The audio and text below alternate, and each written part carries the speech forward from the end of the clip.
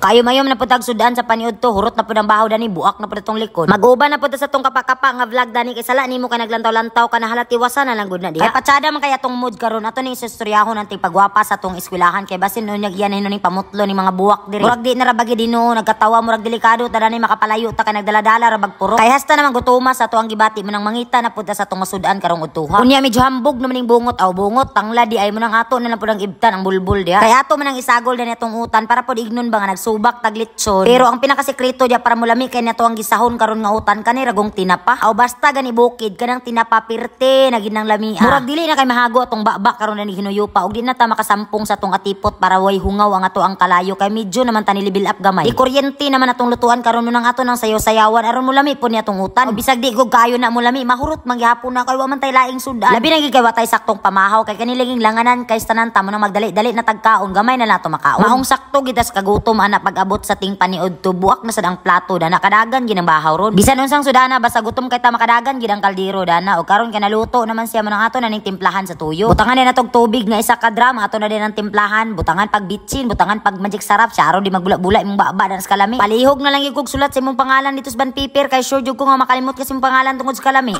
Unya kamulo tag voice over dapoy nagkantaha sa tuntong nga gugma tunto na lagi nang gugma sala nimo kay nagpailad ka. Unya magkanta-kanta ka karon sa tuntong nga gugma ibton ko na imong bag-ang ron. Natanawa lagi no, nawala na nung kuspasing sumoto mo balik na tada itong giluto. Naluto naman siya ato na ginang ibahog sa tuang kanon na. Unya, bisan pag grabe pa kay siya kainit kay pirti naman sa natong gutuma mo nang bahalag mga lapwata dapal kita mas ginawa. Tambalan gini atong kagutom mga gibati karon. Halos di na gid in town nagsupaon ni ayet na ubiran na sa sinuni kaayo. Sigurado gid kay ani ang buwak nga likod kasi nang kabisada nang isa ka plato nya basin pahinuhon ipatawag pahinon tada ni pulis dakpo na inunta. Sumaura to kana busyad naman ta ganado na rin kay tamo trabaho char.